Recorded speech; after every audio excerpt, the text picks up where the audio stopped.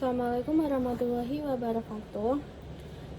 Halo semuanya, perkenalkan nama saya Andara Wahyu Pradaniantama dengan NIM Q00242019 dari kelompok SGD A4. Di sini saya akan membahas mengenai anatomi tractus digestivus. Masuk ke laporan yang pertama, yaitu Alif baru saja flexing ke circle tongkrongannya gara-gara perutnya mirip roti sobek. Pas mereka nongkrong, teman-temannya yang merasa insecure bertanya ke Alif, bagaimana caranya bisa six-pack maksimal. Alif sebagai gym bro yang profesional memulai penjelasan tentang anatomi otot yang bikin perut jadi kotak-kotak. Langsung masuk ke yang pertama, yaitu jelaskan tentang pembagian lapisan-lapisan dinding abdomen anterior dan posterior.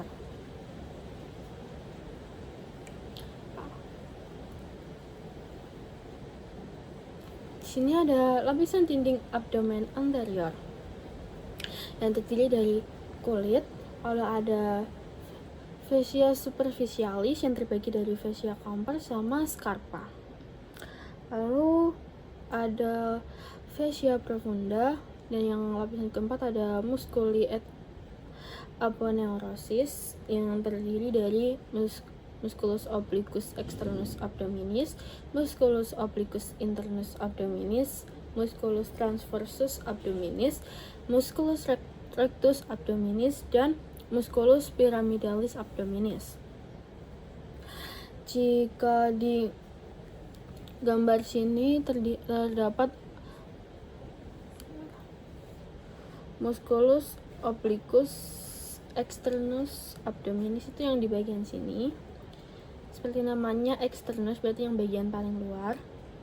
Lalu di sini ada musculus internus abdominis, yaitu ini yang di bagian tengah, dan musculus transversus abdominis itu yang bagian paling dalam.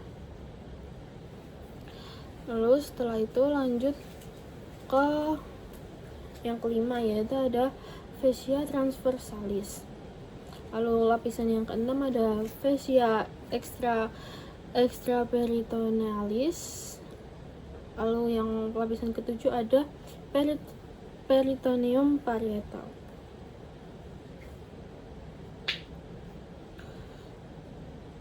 Ini ada gambar lagi mengenai lapisan dinding abdomen anterior.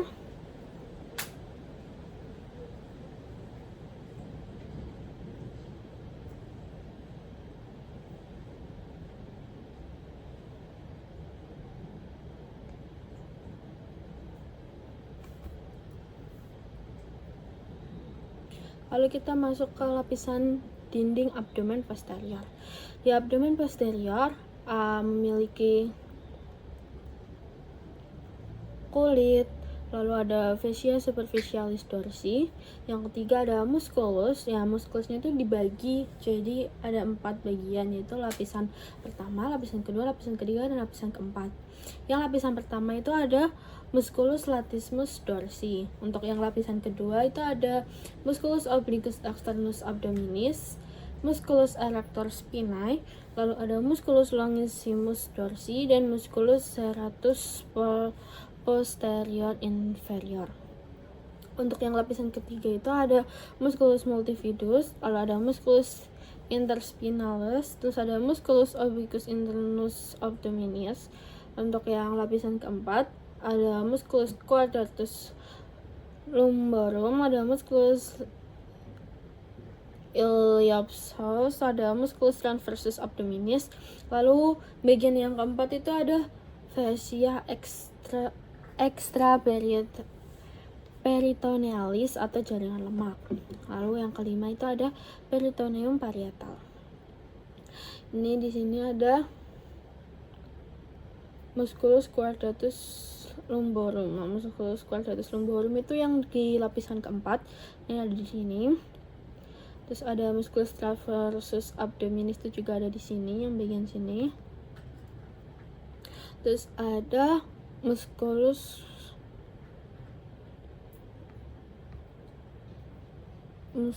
latissimus dorsi, itu yang berada di lapisan pertama. yang di sini. Nah,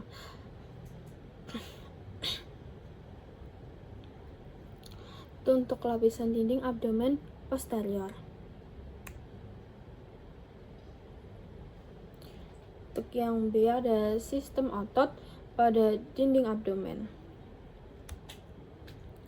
Sistem otot pada dinding abdomen itu tuh ada flat muscle sama vertical muscle. Nah, itu tuh terdiri dari yang flat muscle itu musculus obliquus externus, musculus obliquus internus, musculus transversus. Lalu untuk yang vertical muscle itu ada musculus rectus abdominis, musculus pyramidalis. Nah, untuk yang flat muscle dari luar ke dalam itu ada musculus obliquus externus abdominis. Nah, itu bentuknya V. Ini bentuknya V gitu. Itu lapisan otot paling luar yang berjalan ke arah yang jalannya itu ke arah inferomedial. Lalu ada musculus obliquus internus. Itu tuh lebih tipis dibandingkan yang musculus obliquus externus.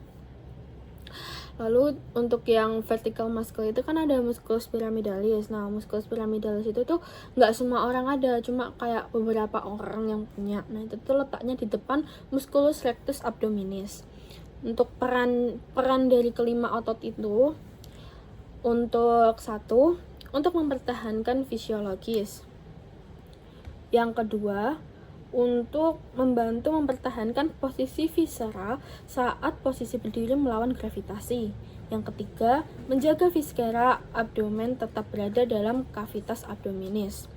Untuk yang keempat, untuk melindungi viscera dari trauma.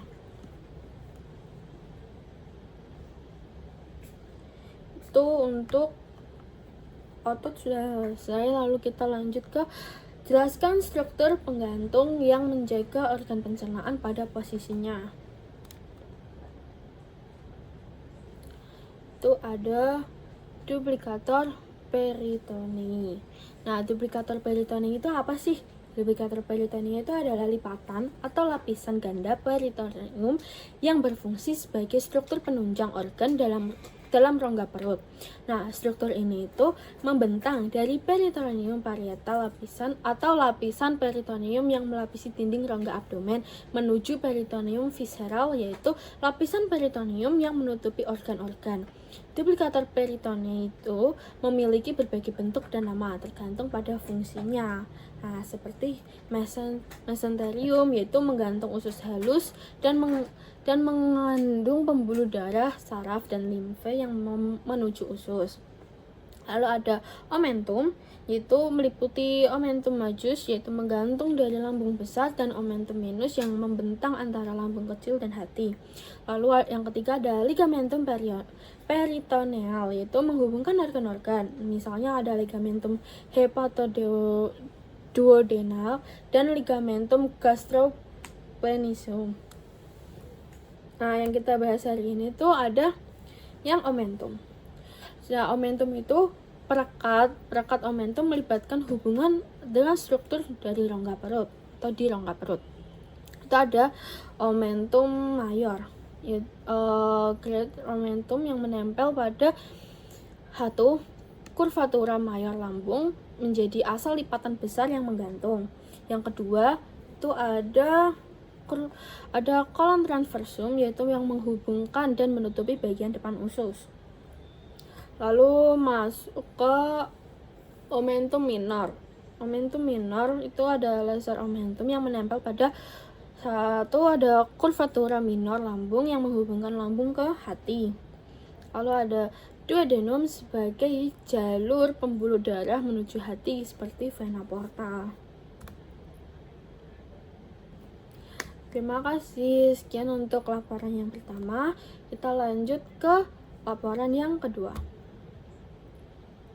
Laporan yang kedua yaitu ada Randy adalah seorang mahasiswa yang sangat gemar menghadiri acara makan bersama, terutama di restoran dengan konsep all you can eat.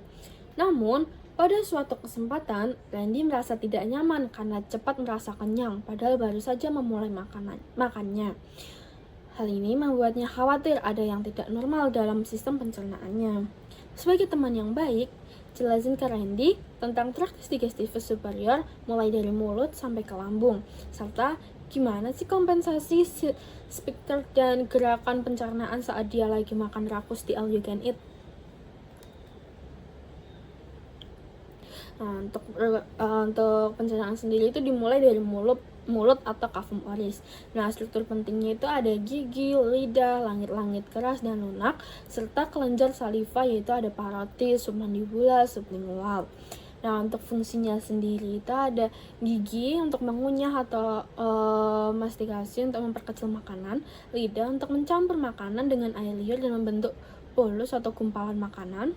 Yang ketiga ada kelenjar saliva yaitu menghasilkan enzim amilase yang memulai pencernaan karbohidrat. Saat makan rakus, otomatis proses mastikasi sering dilakukan dengan cepat sehingga makanan mungkin kurang halus saat terus ada produksi saliva yang meningkat untuk membantu menelan bolus besar dengan lebih mudah karena terburu-buru. Lalu ada faring atau tenggorokan, itu tuh merupakan saluran pencernaan yang menghubungkan rongga mulut ke kerongkongan atau kerongkongan esofagus. Makanan yang ditelan dari mulut kemudian masuk melalui tenggorokan dan diteruskan ke kerongkongan. Pada dinding kerongkongan terjadi gerakan peristaltik, yaitu gerakan meremas-remas yang mendorong makanan menuju ke lambung. Nah, itu terjadi di faring atau di tenggorokan. Lalu masuk ke esofagus. Esofagus sendiri itu sebuah tabung otot sepanjang 25 cm yang menghubungkan faring ke lambung. Ada sphincter esophagus inferior atau LEL itu mengontrol masuknya bolus ke lambung dan mencegah reflux asam. Nah, esophagus itu ada 3 pores, yaitu cervicalis dari VC6 sampai ke VT1, ada thoracalis yaitu VT1 sampai ke 10, lalu ada abdominalis yaitu VT10 sampai VT11. Letaknya tuh di posterior trachea.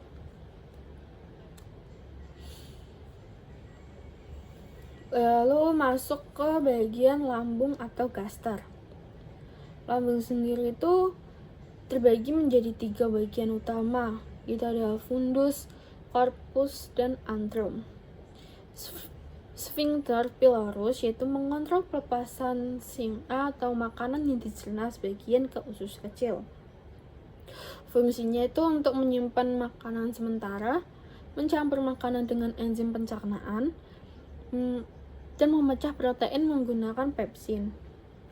Gerakan segmentasi mencampur makanan, sementara gerakan peristaltik itu mendorong makanan menuju pylorus.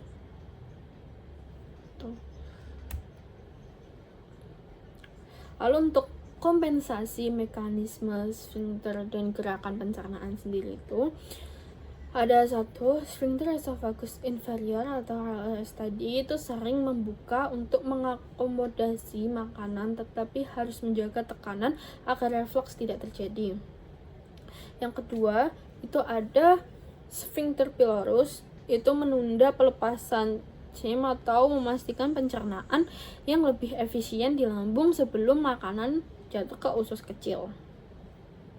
Yang ketiga itu ada peristaltik dan segmentasi. Nah, peristaltik itu di esophagus dan lambung meningkat untuk memindahkan makanan yang lebih besar dengan cepat. Lalu ada segmentasi di lambung itu membantu mencampur makanan agar enzim bekerja lebih efektif.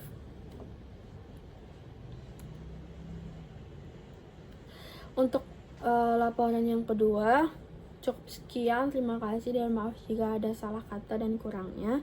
Nah, kita lanjut ke laporan yang ketiga. Laporan yang 3 yaitu Andre, seorang mahasiswa tingkat akhir, merasa tidak nyaman setelah mengkonsumsi makanan cepat saji selama sebulan penuh. Karena kesibukan menyelesaikan skripsi, ia sering mengalami perut kembung, rasa tidak nyaman di bagian bawah perut, dan gangguan buang air besar dalam obrolan ringan dan gangguan air besar. Nah, dalam obrolan ringan di kampus, Andre mengeluh kepada Anda sebagai teman yang baik. Jelaskan kepada Andre tentang tractus digestivus inferior. Masuk yang pertama itu ada jelaskan tentang perbedaan jejunum dan ileum.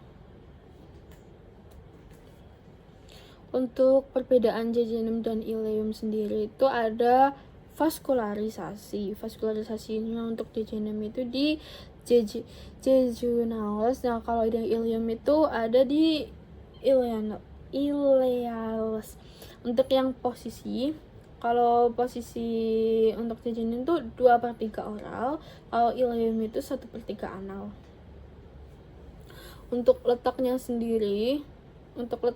itu kalau jejunum itu ada di kiri atas cavum abdomen, kalau yang di ileum itu ada di kanan bawah cavum abdomen, cavum pelvis sampai cavum pelvis. Untuk jumlah arkat vaskularnya itu yang jejunum itu 1-2, kalau yang ileum itu 3-5. Untuk fasa rekta itu kalau jejunum itu panjang dan ileum itu pendek. Untuk banyaknya vaskularisasi, jejunum itu sedikit vaskularisasinya, tapi kalau ileum itu banyak. Dan warnanya, karena warna jejunum itu lebih terang atau ke pink pucat, kalau ileum itu lebih gelap atau merah. Untuk diameter lumen itu jejunumnya lebih kecil dibanding ileum, jadi ileumnya lebih besar daripada jejunum.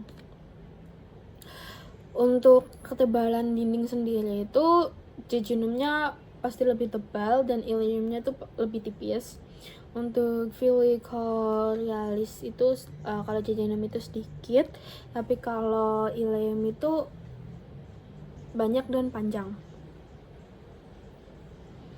Lalu masuk ke bagian limfositnya. Untuk limfositnya itu jejunum itu tersebar rata atau soliter, tapi kalau yang ileum itu teragregasi atau berkumpul, itu plakoe-player. Ini pernah dengar di histologi.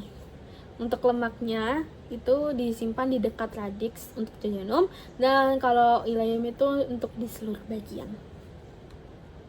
Lalu kita masuk ke yang B. Jelaskan struktur bangunan kolon. Nah, kolon itu apa sih? Nah, kolon itu usus besar. Itu ada bagian dari saluran pencernaan yang berfungsi dalam penyerapan air, elektrolit, serta pembentukan dan pengeluaran feses. Kolon sendiri itu dibagi menjadi beberapa bangunan. Yang pertama ada kolon ascendens. Kolon ascendens ini terletak retroperitoneal sebagian besar, yang artinya menempel pada dinding belakang abdomen dengan sedikit mobilitas.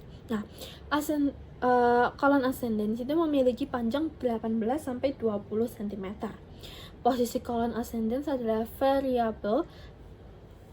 Sisi posteriornya itu menempati posisi lateral ekstremitas kanan di dinding belakang rongga perut. Usus diarahkan vertikal ke atas, terletak pertama di anterior ke otot persegi pinggang, kemudian anterior ke ginjal kanan.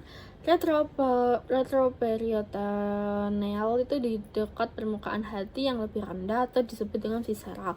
Nah, kolon ascendens itu membentuk belokan ke kiri dan ke depan untuk melewati kolon transversal. Ini tuh kelenturan hepatik dari kolon, yaitu flexura coli dextra. Yang kedua ada kolon transversus. Itu tuh kolon transversal atau transversus itu adalah salah satu dari 4 bagian utama kolon yang membentang dari flexura kolon yaitu hepatik kanan ke flexura kolon lian atau ke kiri. Nah, kolon transversal adalah segmen usus yang paling mobil dan terpanjang. Panjangnya itu sekitar 50 cm. 2/3 proksimalnya itu merupakan bagian dari usus tengah, sedangkan sepertiga distalnya itu merupakan bagian dari usus belakang. Seperti segmen utama lainnya, kolon transversal itu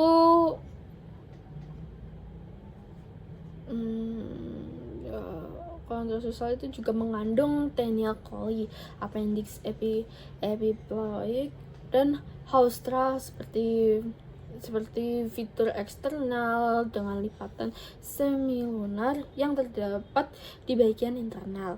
Kolon transversal adalah organ intraperitoneal dan memiliki beberapa mesenterium yang menempel padanya. Lanjut ke yang kolon sigmoideum. Nah, kolon sigmoideum itu tuh kolon yang terbentuk bagian dari hingut dan merupakan daerah terakhir dari usus besar sebelum rektum. Nah, kolon ini tuh dimulai di sekitar apertur superior pelvis dan berlanjut dengan kolon descendens.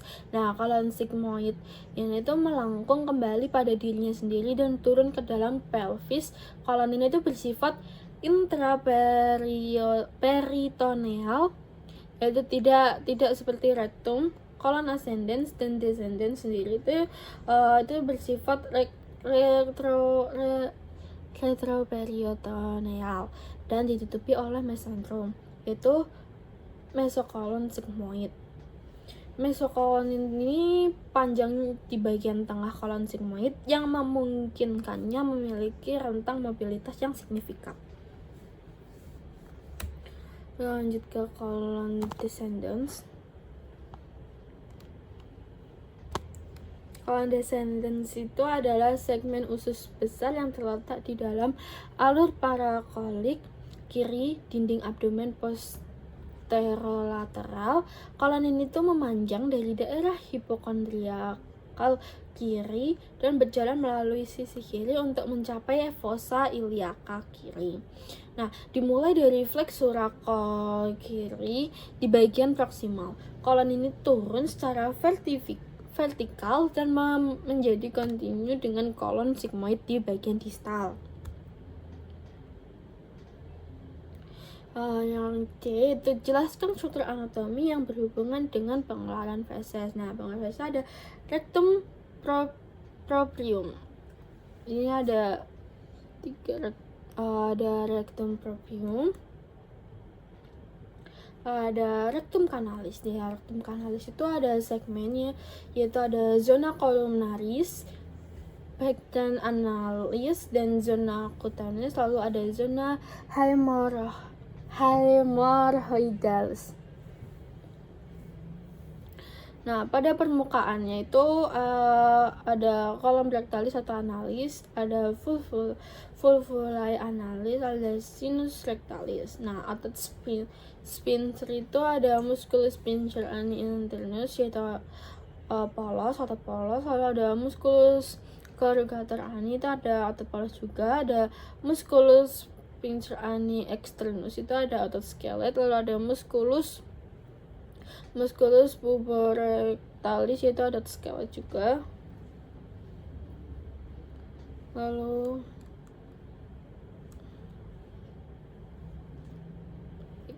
terima kasih. Sekian laporan ketiga. Terima kasih atas perhatiannya. Wassalamualaikum warahmatullahi wabarakatuh.